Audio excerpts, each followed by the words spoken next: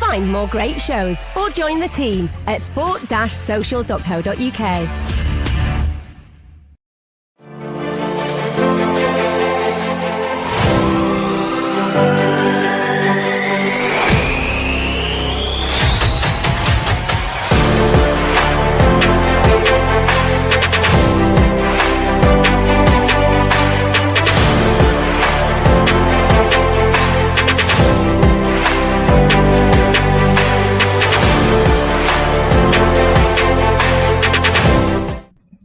Hello, welcome back to the Club Masterclass. Myself, Haider, Rubbani, and I'm joined by Rob Blanchette. As always, guys, you can follow us on @TF Masterclass, @Haider_Rubbani, @_Rob_B. Make sure you hit that like button, hit that subscribe button, turn those notifications on.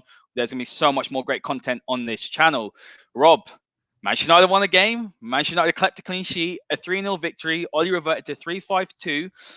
It was a much-needed victory. You have to give him credit for securing the victory. It was 3 fantastic goals, 3 great goals, in fact. But I'm not too sure whether this is a long-term solution. It feels like to me that Ole set up to save his job, and he's done that for another week. And I'm not too sure when I looked at the selection, whether he's going to be able to do this long-term. Yes, a victory and a lesson in damage limitation. So I think what we've seen, obviously, in previous weeks is United trying to play out the system and the shape that they want to play, the tactics that they want to play, and it's been losing them games and goals. Yesterday, they ran into a really poor Spurs side that allowed certain things to happen. That really did help United. But I was intrigued to see what system and shape he would play before. I was speaking to various people in the game all week about would he make a kind of overt tactical change. And the feeling obviously was that he had no choice but to make a tactical change like this. And reverting to essentially a 3-5-2 shape. I've been talking a lot all week about Conte's 3-4-3, and we'll delve into that a little bit later on in the show. But it was interesting to see that he did it because he didn't have long to sort this out on a training pitch, maybe a couple of days. And, from what we're hearing on the ground, he informed the players of that decision and that they were really going to kind of drum it into them. And this system was about finding a way to get your experienced heads like Cavani and Ronaldo and get them to go and win you a football match. That script played out. It worked. It was a tactical choice. And this show is about tactics. So we're going to discuss it. Absolutely. And guys, we will definitely be talking Jadon Sancho. How is he going to fit into this system that could possibly be the system going forward? So make sure you keep your questions for that. Rob, there's a question here saying, when you debate at home, do you use the tactics board behind you? Rob will definitely be using that tactics board. So watch this space, guys. And yeah, make sure you hit that like button, hit that subscribe button. Rob, let's start as always with the Who Scored graphics. We've taken this from Who Scored. And this is the setup that Manchester United played. So, on the face of it, 3-5-2. We saw that Ole got Varane back. I think that was very key. You can see what a fantastic player he is. He's a rock at the back, and it was great to see him there. Lindelof and Maguire joined him. I was quite surprised. I thought we might have seen Luke Shaw at left centre back. We might have seen Alex Telles at wing back, but he went with Wan-Bissaka on the other wing back, and then the midfield of Fred, McTominay, and Bruno Fernandes. And then he went for the combined age of around 70 up front with Cristiano Ronaldo and Edinson Cavani. And they repaid his favor. You can't say that they didn't do that. They both scored fantastic goals. I thought Cavani in particular had a really good game. Ronaldo as well. Didn't have to do the pressing side of it. We saw Cavani work like an absolute horse as per. But what were your thoughts? Because there's a lot of different sort of interpretations of how we set up. Was it 3-4-1-2? Was it a 3-4-3? I think it was pretty conclusively a 3-5-2. I like it because I think that the squad should be comfortable playing this. But I think it's more a 3-4-3 that would work with the squad, and we'll talk about those attacking players later. Yeah, there's always subtle variations about what you do with the 3 at the back system. So there's no doubt for me that the system was a low block. So it was a low block, which basically means 5 at the back. But of course, in transition and also pushing the ball out, United did go and occupy more attacking areas. The reason why he played this system was for one reason only, and that is to free up Cristiano Ronaldo. So the shape there says 3-5-2. There was times when it was kind of 3-6-1. There were times when it was more of a number 10 role for Bruno, breaking from the midfield, playing behind the 2 strikers. but you certainly didn't see the strikers press. You saw Cavani work hard because that's what he always does. That's his game. But what this did was it allowed Ronaldo to just turn up, do what Ronaldo does. Ronaldo wants the ball in the box. Ronaldo scores. Absolute sublime goal. Fantastic goal. And as we say every week on the masterclass, if you give Ronaldo chances, Ronaldo will score.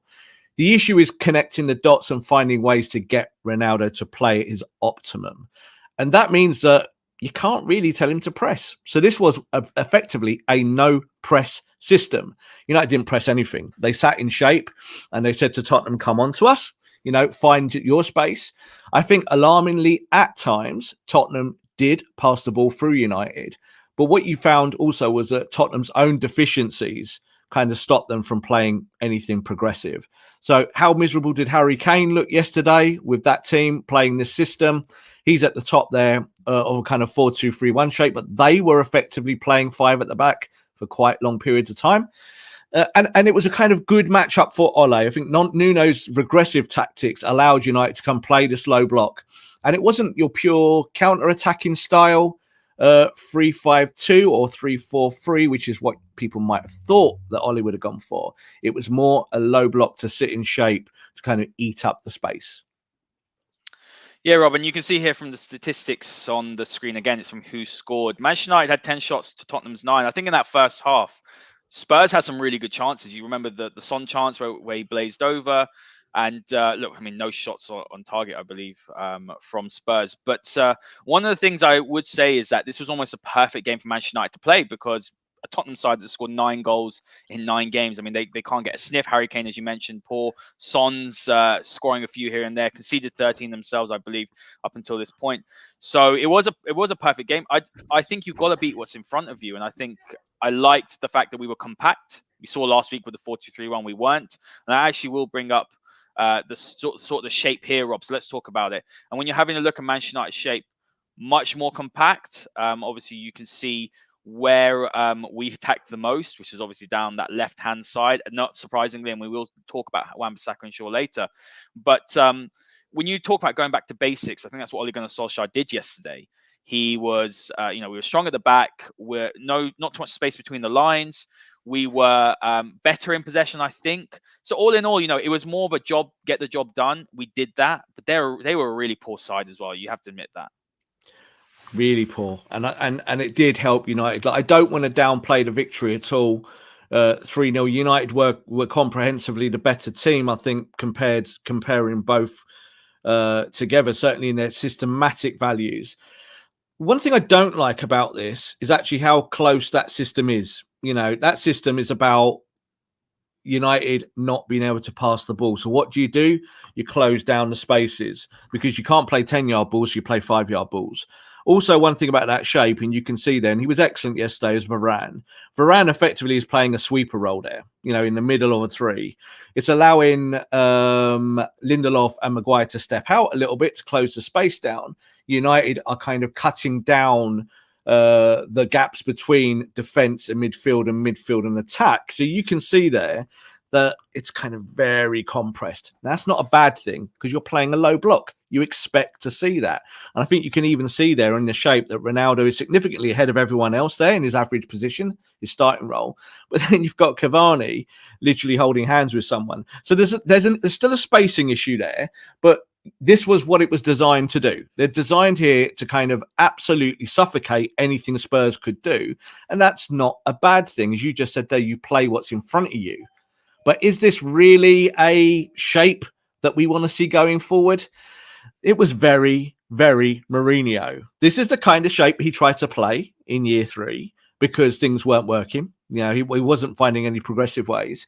And he was getting everything tighter and tighter and tighter and tighter because he's trying to save his job and not lose games. And that's what it felt like yesterday watching the game. I didn't feel that United had overt control, or it was great football, or it was stuff that, again, the tick box exercise of seeing all the great stuff that you want to see. But it worked. And it worked because they played a poor opponent that couldn't pick them apart. If they play this system against City, would I be confident that it's really going to work because it worked so well at Tottenham Hotspur? Absolutely not. And another thing to add, Rob, we will talk about it later with Ronaldo, but it was very clear why Ole did go for Cavani, and I agree with you how close they were together. This system really did mask Ronaldo's off the ball. I'm going to say that in air quotes because it's been spoken about a lot. Off the ball, sort of, let's say, lack of industry. But on the ball, he was very good yesterday. I was very impressed. But we got another graphic here up on the screen. And guys, make sure you hit that like button, hit that subscribe button. We want to try and get this podcast out to as many people as possible. But on the screen here, Rob, we have on the right-hand side, we have Manchester United setup 3-5-2. It's the heat map. And you can see on the left-hand side, it was the 4-2-3-1 last week versus Liverpool. Now, I'm going to say something because I think that people might disagree with this, but I don't see Ole sticking with the three at the back. I think he will revert to 4-2-3-1 and will revert to type. But I think one of the issues that remains with that, and you can see on the heat map on the left-hand side, is look at that gap where Ronaldo's standing. We discussed that last week. On the right-hand side, I'm still not particularly pleased with how that looks, but it is a lot better. There's a more balance to it. So what are your thoughts on this? Because United were better off the ball, but again, as you mentioned earlier, and I do agree with this, United were more in a low block against a side where they just had to get the victory, and they did, and they did it well. Well, they're both horrible heat maps. First, to start off with, the Liverpool one being just a mess, really, in terms of the separation between the team, and the second heat map, you can kind of see how deep this system is and where they kind of sat. It's not ideal. Like you just said there, you think he'll revert to type. I really don't think he will. I think he's going to persist with three at the back now, because yesterday he changed something fundamental with his philosophy and his outlook. And that was he took a forward out of his play, or an attacking player out of his play from his 4-2-3-1, and he stuck it in defence. So I've got no issues with three centre-backs ever. I think 3-4-3 can be a progressive system. You can play a little bit of low block. You can come out. You can play a little bit of counter-attack. You can play possession football.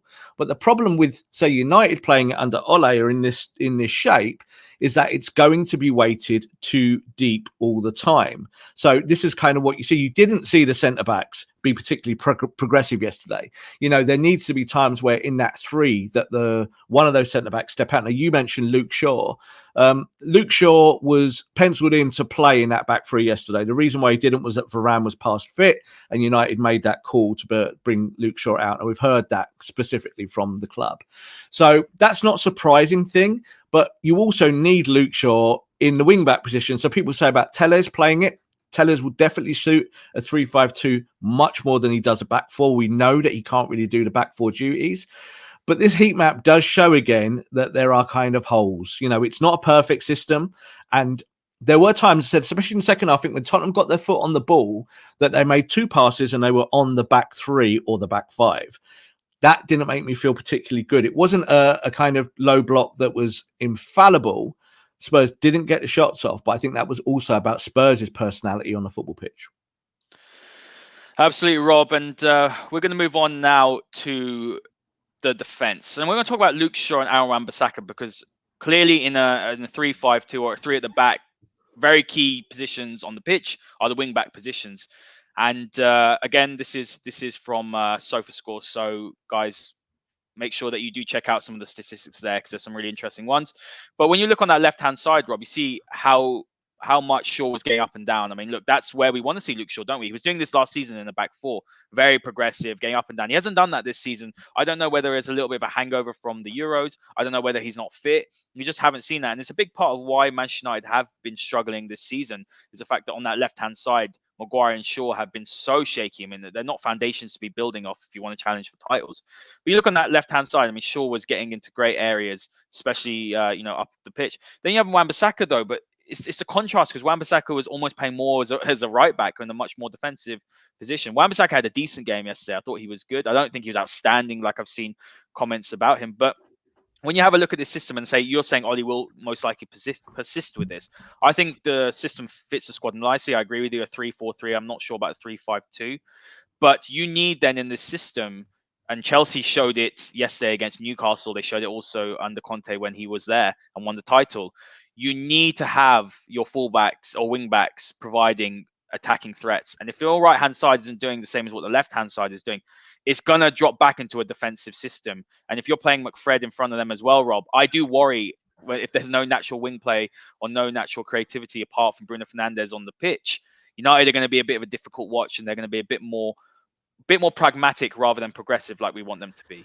Yeah, this is a brilliant graphic because it really does show maybe the two differences of United's flanks. Now, before the game, Ole specifically cited that he was going to play wing backs. So it's not something he normally does. He kind of doesn't talk about double pivots or wing backs or systems in that way. But he said straight away, my wing backs, he kind of referred to them as that. So that's obviously what Luke Shaw and Aaron Wan-Bissaka were tasked to do yesterday. But when you look at this graphic, what it shows is the average positions of each player. So you've got everyone there. And then you kind of see where they really operated with the heat. So you can see that Luke Shaw, that he's up and down that whole left flank. And that's a proper wing back heat map. Left back, to the left of the centre back, to the left of the midfield, to the left of the attack, and then on the edge of the box.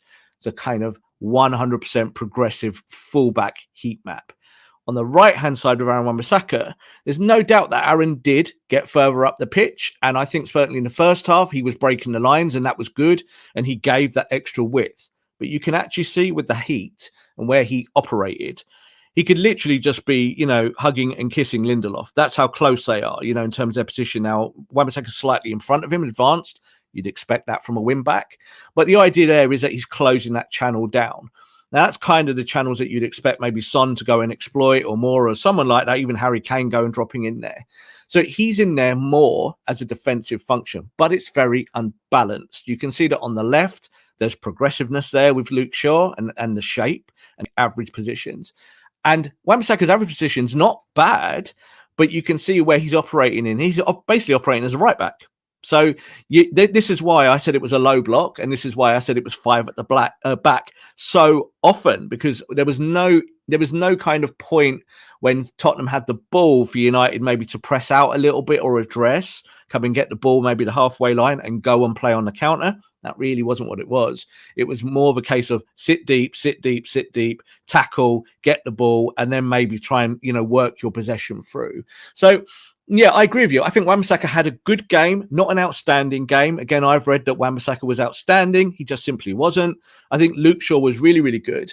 What I'll say about Shaw and Maguire this year is that both played through the summer and both started the season with injuries. So I'm willing to kind of step back and say that two players that were outstanding last year, that this year they're not as good because they've had those injuries. They've had to deal with them. Certainly Maguire as well is still playing on an empty gas tank. He's not really the Maguire that he was last year. I think it's difficult for him to replicate that. Plus United are now changing the system, so that also hurts players. But this system will benefit the wing-backs. If you're going to play any variation of 5-3-2, 3-4-3, anything around that, a Conteism system, or even Brendan Rodgers plays this system with 3 at the back, you're going to benefit your wing-backs. And I think yesterday we saw that both with Shaw and with Wan-Bissaka. Absolutely. And just to credit Canton Collar as well, he's the one that sent me this graphic today. So thanks very much for that. Rob, I would like to add as well, before we have a look at Ethan Laird, because I think it's very interesting to see how progressive he is on that right-hand side. And I think he could definitely be an option if United are looking to play this long-term. But something to add as well, that what Manchester have lost so much this season, apart from the defensive solidity we saw from Maguire and Shaw on the left-hand side, Maguire was probably one of the best in Europe at carrying the ball into midfield. He was a great progressive carrier. We crunched the numbers at the end of last season when we compared him to Varane.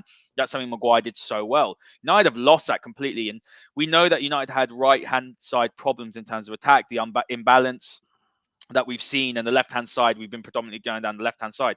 The left-hand side hasn't functioned either, so it's no surprise that Manchester United's attack this season has been so poor. But I am going to bring up the Ethan Laird graphic, and this is a fantastic one. And when I saw this morning after Canton Collar did send this to me, I was very impressed with what I saw. And let's say Manchester United don't go and get someone like Trippier, like who they wanted in the summer. And I like Wan-Bissaka, but I don't think that going forward I don't think that he's going to be the long-term solution, in my opinion. I think he does some good things defensively. He still has his lapses. But if United go to a 3-4-3 or 3-5-2, look at Ethan Laird's heat map. It's stunning. Look how he gets into the box as well. He's gonna overlap. He's gonna get the ball. He's gonna put it into the box. He's gonna be a threat going forward. I mean, what are your thoughts on this? Because he is very highly rated. He's had some terrible injuries, but he was the one always, and we saw Williams break through, and I don't think Williams has a long-term future in Manchester United. But Ethan Laird was always the one in the academy, I remember, as the lad that's going to go the furthest. And if he can keep fit, I would really, really like to see someone like him playing as a wing-back in a 3-4-3 or a 3-5-2. Well, this is what he is. So this heat map shows what he does. And that is he's going to give you width. He's going to give you movement up and down the pitch. He's going to give you value in the final third. He's also going to do his job defensively. If you're going to play three at the back, and this is a long-term thing, and this is how Ole has suddenly changed his philosophy on the game, which I don't think he has, but I think he's backed into a corner to play this system, then certainly Ethan Laird gives you that option. I'm not as down on Wan-Bissaka as what you're saying there. Like you're saying there, when we say these things about is someone a long-term option, they've got to go and prove it. You know, you've got to play the game and prove it. So we saw Wan-Bissaka yesterday played okay in this system, so he might actually improve. So I'm willing to give him that time. But I also think that if you want someone to back up there, there's someone like Ethan Laird, you know, for what he does, what he's doing at Swansea, bring him into the system, bring him in, you know, give him games, you know, see if he can do it in training better than Wan-Bissaka. Because that's the only time you're going to learn it. You know, it's the only way you kind of get the system down and work, make these things really work. For me, I still think that Ole would love to play 4-3-3, but I think he's probably now completely lost confidence in doing that in the short term. But this certainly shows that Ethan Laird proves that Manchester United have already got a ready packed wing back in their squad. Yeah, you could say that Delo might like this shape as well on that side. But for me, I think Ethan Laird's the guy who's actually got the talent. And the age factors on his side, Rob. I like Trippier a lot. I really wanted us to sign him in the summer because I think he would have helped Ole massively in playing 4-3-3. But when you are looking at the sort of price value as well, United have a ready-made replacement. Rob, look, this is United's attacking stats, but I want to talk about the midfield first. And let's talk about it. There's a question here saying progressive 3-5-2, Luke Shaw in the back three, Telles higher up, and maybe just either Fred or McTominay with either Pogba or Van der Beek. So let's talk about that midfield because it was no surprise to see McFred. That's Ole's preferred midfield partnership. And you're having a look at Paul Pogba. He didn't play. Matic didn't play. I do think that when you've got three at the back, you can actually afford to drop one of McFred and bring someone in who's a bit more progressive. That is my worry because when you're having a look at it, when we did drop back into that, 5-4-1, 5-3-2, at times I was looking at it and thinking almost 7 defensive players across the pitch. United can play a progressive system like this, but I do think that if they want to do that, one of McFred might have to drop out, and with that protection behind, Paul Pogba could probably do a job in that midfield. Definitely. And this is the whole thing about the merits of 3-5-2 or 3-4-3. And this is why I was talking about it so much last week. When you look at why Ole made this selection, there were kind of reasons for and reasons against why he did it. Big reason, Paul Pogba was not available, so you can do something different. Other big reason is that you need width. You need to get your fullbacks higher up the pitch without vacating the space behind. And the other reason is that you're conceding lots of goals, so you put another centre-back in there. So this is kind of partly why he went with this system. Now, you're saying there, the question was about a progressive 3-5-2. What we saw yesterday was definitely not a progressive 3-5-2. It was a low-block version of 3-5-2. And what it was really doing was to get Cavani and Bruno also behind the ball. So that to me doesn't, I don't get excited about that. I think there are times when you're going to have to do it, and you're going to have to do it against Man City in the next game. And if you play this system against Atalanta, you might have to do it in Atalanta. But is this something that Ole is going to be able to develop to become a winning system with what he's got? Well, potentially, yes. But what does that really mean? Well, it means that Mason Greenwood plays a lot less games. It means that Jadon Sancho might as well go back to Borussia Dortmund. What's the point of having him at the football club if you're playing this system? Donny van der Beek could play in that central position there, but I do not believe for 1 second that Ole is going to vacate space by playing him in there and taking out one of McFred. I also said last week that with McFred, even in a 3-5-2, you still need that solidity in there. You still need to go and fight for the ball. So lots of people are patting Scott McTominay on the back yesterday. I think he had 11 address situations where he won the ball back, which is cool. Great. Well done. That's your job. But it wasn't progressive. There was nothing progressive about it. It was just a low block. When you're in a low block, everything is tighter. You can do your defensive work more. And then what do? You're relying on individual brilliance at the other end of the pitch. And when you think about United's opening 2 goals, that's what that was. A worldy ball from Bruno over the top and Ronaldo doing what Ronaldo does. Fantastic strike. And then the second goal was about the 2 strikers at the top end being able to link. Great pass by Ronaldo to put in Cavani. Great finish. But again, it's done on individual talent. It's not a systematic thing that you went and scored 3 goals through your attacking merit of your system. So I think this is why it doesn't sit well with me. I'm glad we won because I always want United to win. And I think it showed that Ole does have tactics. You know, people say he has no tactics. It's just choosing the right tactics at the right time. I just wonder now when you kind of look at the shape, whether he's just going to kind of sit on this for a few weeks because, you know, it's better to be safe than sorry. And I think that, you know, if he loses badly to Man City, he's almost definitely back to where he was yesterday before the football match. My concern, Rob, is that this is Ole saving his job sort of scenario now. So, and that's fair enough, by the way. He wants to keep his job. So he's going to, I don't think that he's going to risk. I don't think the whole idea of the 4-3-3 and playing Sancho, that's out the window now, in my opinion. It's all about keeping the job, keeping it tight. And for me, that's not a long-term sustainable solution. As you mentioned, individual brilliance. I absolutely agree. I mean, what a goal, what a pass by Bruno. I mean, Bruno is the most creative player, created the most chances in the Premier League out of any other player, which is really interesting, Rob, because he's someone that, you know, hasn't been particularly good, I think, this season. You know, he's especially off the ball, he's kind of not been disciplined enough. I think on the ball, he's creative, but he does give the ball away a lot. He has not been sort of stellar Bruno we've seen over the last season and a half. But when I'm having a look at this side now, I just see a go from game to game solution, which is, I think, what Ole's going to do. And that, for me, doesn't instill me with confidence. I'm not trying to put it down on it. It was a very good victory against a side who are struggling as well. El Sakiko, as they called it, between Nuno and between Ole. But I do have real concerns because I don't think that this is going to be... We're not talking of like a Conte 3-4-3. This is Ole doing what he's got to do to get the results, and it's going to be a bit of a slog. I think it's interesting to see what happens against Atalanta. It's interesting to see what happens against City. As you said at the beginning of the show, we're not going to have the same sort of I think respite against Manchester City as we did against Tottenham yesterday. No, we won't, and it certainly wasn't a similar. It wasn't a Rodgers 3-5-2 either. So it wasn't a progressive system where your wing backs are really high, and then say you release someone like Maddison to go and play and join the attack. I think when you looked at how United set up yesterday with that 3-5-2, it was very much for me watching it and assessing it a kind of 7 at the back system. It was about that low block, and it really did give me those kind of Mourinho feelings. And what I said with the Mourinho time before he got sacked was that when it's disciplined and you play it and you win, you say you win 1-0 or 2-0 or whatever, no one can really question it. We can't really question this from yesterday. We really can't. You win the game, you win it 3-0. There are other factors there. You just talked about Bruno's performances.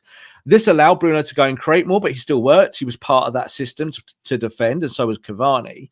But I don't think you can base a title challenge on one guy, because this system is about Ronaldo. It's about letting Ronaldo go and play in the box. Now, that's fine for certain matches, you know, where you set up and you have to play on a counter. But this wasn't counter-attack football. This was plugging gaps, and this was safety first. So, you know, we talk a lot about the United way, and we've been debunking that over the last week or so. This was the least United way set-up performance you're ever going to see. We're not talking about 4-4-2 when we talk about the United way. We're not talking about Ferguson football when we talk about the United way. The United way is to attack, attack, attack. That's what we sing in the stands. Well, yesterday, United had 10 shots on goal. They had 4 on target, and they scored 3. So that's a good set of metrics. But United usually in matches have 18 or 19 chances in games. That's the Man United I want to see. I want to see United creating chances, but with also not giving up, not giving the ball away, not allowing the defence to be exposed, not letting your wing-backs just kind of sit in wrong areas. They're the things I think that need fixing. They're more long-term fixes. Do I think Ole can fix them? Unfortunately, I still think the answer to that is no. Yeah, my view has not changed, unfortunately, Rob. Again, you got to enjoy those moments. You got to enjoy the victory for what it was. But I don't think that long term much is going to change. But you have to also say, you know what, well done, Ole, well done, lads. Good spirit to come back. You know, after a 5-0, kept a clean sheet. That's positivity. But I do want to talk about the attack, and one of the biggest concerns for me, Rob, is the 73 million man right winger, the player that you spent 2 years chasing, Jadon Sancho. And maybe you can bring in Marcus Rashford into this and Mason Greenwood. There is ability for Ole to rotate Ronaldo and Cavani. You can maybe play Marcus and you can play Mason up top. My only concern with that, and I'll tell you what my concern is, if the system's so built around Ronaldo, which it is that I think Ronaldo benefits from playing off someone like Cavani, who's more of a natural player that will hold the ball up. You know, we saw that at Real Madrid where Ronaldo really thrived because Benzema was almost, you know, a player that he could play off. I think Cavani is that sort of similar player. When you look at Marcus and Mason, I don't think that's their game, and so I'm not sure how that synergy works. The other thing I do want to add as well with Mason Greenwood, with Jadon Sancho, is that you sign him and you wanted to play on the right wing. We understand we had injuries on the left hand side with Marcus, and I understand that Mason was in such good form, but how many times has he played on that right? At the end of the day, the squad was meant to be built around the fact he'd be on that right hand side. Mason was probably going to be the number 9, Marcus on the left hand side. Look, things change. Ronaldo's come in, but you're building everything around Ronaldo now. I'm just really concerned because we're having this issue where it's almost maybe even the Donny van de Beek situation. It comes from a club with a really well-defined system, a really, really well-coached sort of, unit. And you've come into a system which is a bit ragged, not very well-defined, all over the shop. Then results haven't gone your way. Ollie's going to revert to type, be a bit more solid. Jadon Sancho's not going to get a look in. And I'm a little bit concerned about that. In a 3-4-3, and we will talk about Conte's 3-4-3. Jadon Sancho can definitely thrive in that with these forward players. But I don't see Ollie doing that. I see the 3-5-2, keeping it tight, compact. And as you said, it's not the United way. Well, you've basically now got at the moment in Van der Beek and Sancho a collective of £100 million worth of substitutes you're not going to use. So that's not good business. That's for starters.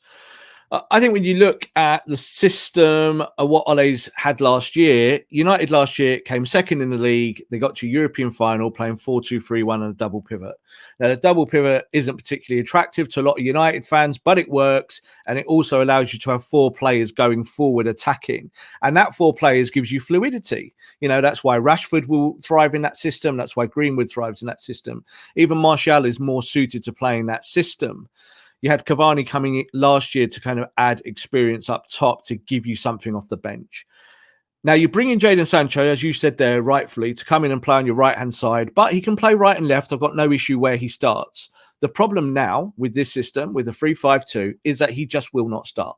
He will not start. There is no way you can play him in this system unless you get injuries. So if you get injuries and you want to play maybe a kind of number 10, and Bruno breaks his leg, then you might see that Jadon gets the nod and Jadon has a kind of more of a free reading role in the centre. Or you might find that there will be games where Ole does go 4-3-3 and then Jadon will get given the nod. But in this 3-5-2 shape, Sancho is not going to play on the right. He's just not. It's not going to happen. He's not going to become a wing back. He's not going to kind of change his game stylistically completely to fit this. And that is a problem. So I think this is kind of where we are with the whole project. Is that last year you felt you were getting really close to City and you went and bought the 2 players in the 2 positions you really needed, a centre-back and a right winger. And then you went and bought a player for 2 years who is a legend of the football club, who's going to sell you lots of shirts and rightfully has scored 750 goals in his career and is a worldie and one of the greatest of all time, if not the greatest. And then you rip up all of your tactics. I don't feel good about that. As a United fan and watching this project evolve over 3 years, and there's been lots of hiccups, I don't like it that we're now at this stage and this is where we are. Now, I get that he had to do it. And I've seen, again, a lot of people on Twitter today and this morning saying, well, you know, people mock Ole when he shows he's got tactics. And then they say that you've got a build and you've got to this game and you change things because it's all going wrong. And now you're still mocking him. It's not about mocking anything. This is about what do you fundamentally want to do in football matches. And Man United bought those 2 players before Ronaldo because they wanted to do something that they've been developing for 2 or 3 years. And it is gone. Overnight, you buy Ronaldo, you realize you can't play Ronaldo in that press. It doesn't work. So what do? You change the other 10 outfield positions to fit the one at the top. That's not great. That's not great. And this is what happened to Juventus. Juventus did exactly this. When it got to a point with Juventus after 2 to 3 years where they were like, this is not sustainable because the whole team is compromised by this one guy, then they changed it. Of course, if you do play this system, play 3-5-2 going forward, I think Ronaldo scores lots of goals. I think he'll score lots of goals. And any Ronaldo fan will not, will be there with their chest puffed out on social media telling you how great Ronaldo is. Well, we don't need to hear that. But can you win trophies playing this system like this with a low block? I just think the answer is no. I agree with that, Rob. And well, there's a question here. I mean, we're going to bring up Conte because I think, they have to play. You have to bring up the three at the back because if Conte does come in, that's what he's going to play. This is his one at Inter. He played more of a 3-5-2. They are 3-4-1-2 with Lautaro and Lukaku up top. But Manesh is asking here, what if he 6-3 at the back and converts to 3-4-3? It's definitely possible. Then you're going to see Jadon Sancho, and we'll bring up the Chelsea team because I think that's more what would fit this United squad and maybe something Conte would play. But my biggest concern, Rob, this isn't Ole's preferred system. It's 4-2-3-1. We've seen that for the last 3 years. He's played three at the back sparingly, and it's worked well. It worked well against PSG. One of my favorite performances, actually, under Ole, where Telles made his debut and was fantastic. We saw Marcus with the double. But this isn't Ole's preferred system, so I don't have the faith that he's going to coach this as well as someone like Antonio Conte, if Antonio Conte was to come in. When you're having a look at this 3-5-2 here with Inter, so obviously it's Lukaku and Lautaro up top. So Ole will then go for Ronaldo plus one more. And the one that fits the most, you can even argue, Rob, that Martial might fit, and I think Martial's probably over, but Martial might fit that better than someone like Mason or for Ronaldo or Rashford because of the fact that Martial is quite good at his link-up play. Not saying Martial's better than Mason and Marcus, but that's the way I'm thinking. When I'm looking at the fullbacks here, the wing-backs here as well, Perisic and Hakimi, you're not going to see Sancho there. Sancho shouldn't play there. You might see Marcus there under Conte, and I've seen a lot of people get annoyed about that, but we saw in the 3-4-3 at Chelsea, Moses wasn't playing as a wing back. He was almost a winger. And then you look at that midfield as well. I mean, look, this was there's a lot more quality in that midfield than Manchester United's, but I don't see Ole playing a Matic, let's say a Pogba or a Van der Beek and a Bruno. So when you look at what Conte was doing, this is much more progressive than what Manchester United were doing. It just feels like we've gone a certain way with Ole. And yeah, the project is dead now. We said this last week. And now he's just trying to get results game by game. And that's fine because you've got to protect your job. But when I look at that, I wasn't inspired. And I think a lot of people will be surprised that we're sitting here. We're not being negative because it's a good victory, but I'm not inspired that when you look at, because Ole's not going to go 3-4-3. I'm going to get the Chelsea graphic up. He's not going to do that. And that's an attacking side. You look at Alonso and Moses. You look at Hazard, Pedro, and Costa. Ole's not going to do that. And for me, that's a concern. Yeah, that's the Chelsea system that Conte used to win the Premier League. And the reason why you played that system was to allow Hazard to have as much influence as possible. But look at that central midfield of Matic, who's like prime Matic, we're talking about. Matic, kind of a few years younger, and the best all-round defensive midfielder in the world and still is in Kante. So you can base your systems around your big pieces. You can't base it around one player, but you can base it around 3 or 4. I'm all right with that because that tells you what you want to do. Now we can flick back, Haider. Can we go back to the Inter graphic? Because I think it's interesting to see what he played last year and I think what he would do at Man United almost immediately. So you look at this 3-5-2 and let's just look at the pieces very, very quickly in terms of individuals, but then compare them to United. So the 3 at the back there, kind of obvious what he played. Who would you play now? I think he's more likely to play Varane, Maguire, and then probably one of the fullbacks like Shaw or Wan-Bissaka in there to keep it tight. But then you see what's in front of him, and this would be the issue at United if, say, Ole continued doing this in this system of 3-5-2. Is that you look at the middle there, what Inter were doing with those 3, and then you compare what United's 3 would probably be. It would probably be Pogba starting and some capacity, but we know that Pogba has certain deficiencies and does certain things, other things well. But at the moment, if you were doing it today in training, it's probably Matic and McFred as your 3 in there, probably. Or you're going to find a way to not play a defensive midfielder. You allow one of the guys to drop back, and then what you do, you play Bruno at the top of it. So it's still 3-5-2 in essence. Then you look at the front 2. You look at Lautaro and Lukaku. That's a partnership built to have variation, to let you do lots of different things. Cavani and Ronaldo with a combined age of about 150 does not give you that. Just does not give you that. What it allows you is that Ronaldo can stand still when he wants, and it allows Cavani to screen behind you. Now, I don't know any teams that win that have 2 strikers and one of them screens behind the attacker just to be their partner. So this is the issue, is that when Cavani is not playing games now, I think United's attack's going to look pretty poor because it's going to be really hard for Martial to do that job. Really tough for both Rashford, for Sancho maybe to do it. Greenwood, I don't know how he works in this system, but it's all about one bloke who's 36 years old. it gets you through a short-term period of putting out fires, but this is not a system for Ole Gunnar Solskjaer to develop. But I think he'll stick with it because I think he's got to save his job. I even think he might be thinking rest of this season. He now might be thinking 3-5-2. If I can get top four, I'll probably save my job and I don't get sacked. But Conte's 3-4-3, 3-5-2 variation would be very different in terms of its outlook and its progressive nature. And it would be there to go and win titles. I think that's the difference. As it stands, it worked for one game against a bad Spurs team, but the jury is out of will it work against Manchester City. City have just lost a game, played poorly against Crystal Palace, a good Crystal Palace team who are progressive this year, playing progressive football, and it undid City. City are now not going to be a very happy organisation. They're going to be coming to Old Trafford and they're going to want to put their foot on the game and stamp their authority on it. I just don't know if United could do it. I think United are basically going to play 9 at the back. I think that's what they're going to do against City, and it's going to be a super low block and it's going to feel very Mourinho. Yeah, I'd agree with that, Rob. And before we wrap up, there's a lot of concern about Jadon Sancho, and we've established that. And I do think this is a problem because a lot of people are saying, well, Ole's played 3-5-2, it's similar to Conte's. They're completely different, Rob. Conte's not going to set up a 7 at the back, very progressive. This is a point where when I say this, 3 at the back is a good fit for this squad. When you look at the midfield quality, midfield lack of quality, let's say.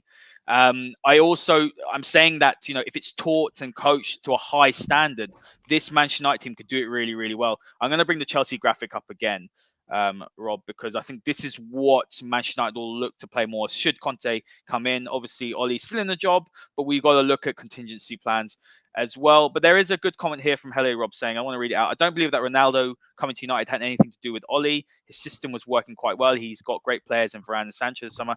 How he would have gone for a defensive midfielder. And I'm going to bring up this one as well because it kind of adds to Ronaldo point. By the way, my view on Ronaldo, and you guys all know I adore Ronaldo. I think Ronaldo has disrupted the project, but I do think that as a manager at Manchester United, you've got to find a way to make it work. I think it can work, Rob, in the 3-4-3. I think United could still play Sancho and Rashford, and they could play Mason in this as well. And Man United could still be very, very, very good. Ronaldo could be a great part of this puzzle, let's say. But I think right now under Ole, I don't see him having the tactical nous to make it work. And unfortunately, we're seeing someone like Sancho not get game time. And Mason, who's been fantastic this season, was on the bench, and that concerned me. But a comment here saying, Rob, it says, big if Ole stays, playing the way he is to accommodate Ronaldo, does that mean that the Norwegian striker is not going to join us this summer? I think we can absolutely rule that out, Rob. I do not see Haaland coming to Manchester United. Whether Ole is here or not, I don't see it happening. You've got Ronaldo for 2 years. You've got Mason Greenwood, who I think in 2 years' time will take that number 9 spot. And when we were talking about Rashford, a front three of Rashford, Mason, and Sancho, I mean, that is just one for the future. It's got so much quality and potential. The ceiling is so high. I do want to touch on Rashford really quickly, Rob, before we wrap up. I think his finishing has been fantastic since he's come back. He looks really, really sharp. He looks like he's got the bit between his teeth. He has to be one of the first names on this team sheet, whether he's playing in that front line in a 3-5-2 or a 4-2-3-1. Rashford, for me, has to be starting every single week. Where'd you start him in the 3-5-2, Haider? Well, he'll have to play up front with Ronaldo, but again, like I said earlier, I think Cavani and Ronaldo together for Ole works better, getting more of Ronaldo than it would be Marcus and Ronaldo. Right, let's be real for the end segment of the show. No one is starting up top at the moment except Cavani and Ronaldo. That's what this system is built upon, those principles. But it's all there to be a fluffer system for Cristiano. That's what this is about. Now, you kind of said there, it's up to Ole to find a system. That's what he did yesterday. He found a system that won you the game and allowed you to do it. But on the flip side, we're saying straight away that it's the wrong system. It's not the system we want to see at Man United. So it's all about one guy. Marcus Rashford is not going to play games in this system. He's not. He's not going to play. Jadon Sancho is not going to play. Mason Greenwood's not going to play. You just said there about those 3 guys that that's for the future. Well, I'll tell you what, it's not for the future unless you do it now. Unless you play it now and make it work and find your system around 4-2-3-1 or around that or 4-3-3, Jadon Sancho is not going to sit on his backside for a year, wait until Cristiano Ronaldo retires. So this is the problem that we're at. And this is the whole thing about the Viva Ronaldo side of it, is that, yes, today you have to find solutions, but tomorrow the solution is without Cristiano. That's the truth. Yeah. Now, people don't want to hear that truth, but that is the absolute truth. This is going to be a cameo for him at the football club. And if Ole really is going to be the manager long term, he now needs to find a way to get Cristiano out of the football club. Now, people not going to like that because they want Ronaldo to stay and they love him and they went and bought the shirt. But the truth is that your system is broken because you bought a striker that you can't really use. You just said there about Haaland. I think the Ole every day of the week would trade Ronaldo tomorrow in football terms for Haaland, because Haaland would allow him to play 4-2-3-1. The shape would be better. You would then play Rashford. You would then play Sancho. You'd get Greenwood in and out the team. And then you'd have this guy called Haaland who's a future worldie for 10 years. That is the way that Ole should be doing it. That's the progressive way. That's the correct way. The wrong way is being forced. And what Hele said there about Ronaldo is partially correct, is that if anyone says to you, we're going to give you Cristiano Ronaldo and hey, we want you to win a title, as a manager, you have to kind of rise to that. But I don't think Ole wants to play any of these systems. Doesn't suit his style. Doesn't suit a lot of managers' style. I think Conte would come in, and I think if he said to Ronaldo, you're not going to run, mate, as my striker, Ronaldo won't play. Ronaldo's gone. So we're selling the merits this week of Conte. We've sold the merits of Brendan Rodgers. Neither of those two managers wants Ronaldo. They really don't. It would not suit the way that they want to play football. Now Ole is having to shoehorn that guy in the attack because he's a legend, because he's the greatest of all time. But it's the wrong reason. And you'll find that there'll be plenty of games where Cristiano, even in a 3-5-2, gets isolated, doesn't run it, doesn't do what he does, might miss some chances. If he misses those chances in the box, no one else is getting chances. You're not creating for anyone else. You know, it's all about Ronaldo +1, like you said it. And Ronaldo +1 does not work for me. It's not the football club I want to see built. You know, we've done this for 3 years trying to find a way. It'll be Ronaldo +1 against City because you've got to do it. You've got no choice. You don't want to get the sack. But Ronaldo +1 is not a philosophy. You know, Ronaldo +1 is just putting out a fire because you went and made the mistake of buying Cristiano Ronaldo. So we were all high on Ronaldo coming to the club and great. And he's going to score lots of goals this year. But he has effectively ruined your system and probably effectively ruined your chances of winning trophies. And he might even be the reason coming in of why the manager loses his job. Oh, it's a lot of things, isn't it, to unpack, Haider? You know, I'm not having it just because people love Ronaldo that we've got to make the world work around Ronaldo. He'll do his job in the correct system, but it's not the correct system for this football club. And Ole's going to carry on playing free at the back, and we'll see what happens. But Manchester City will be a very, very different opponent, and they're going to come to exploit that. You know, they'll come to exploit that 3-5-2. If you're not going to sit deep, they're going to play tiki-taka all the way along the front line. You're going to see Foden running lines and channels that we didn't see running yesterday. And they might bring De Bruyne back in, and Gabriel Jesus is playing really well, and I'm scared of them. I look at that and I think, that I don't fancy that. I wasn't scared of Tottenham, and I don't think Man United was scared of Tottenham either. My final word, Rob, before we wrap up, is that I agree with that, but I will also say that ultimately, as a manager, you know, you've got the play, you've got to make something, you've got to make it work. I don't think Ole has the tactical nous and ability to do that. And unfortunately, I think ultimately he will lose his job as a result of Ronaldo joining, but also not being able to get the most out of him. But Rob, look, thanks for joining me as always, guys. Make sure you give us a follow on Twitter at TF Masterclass. Give myself a follow at Haider_Rubbani. Give Rob a follow as well at _Rob_B. Have a fantastic day, and we'll see you all next time. This podcast is part of the Sports Social Podcast Network.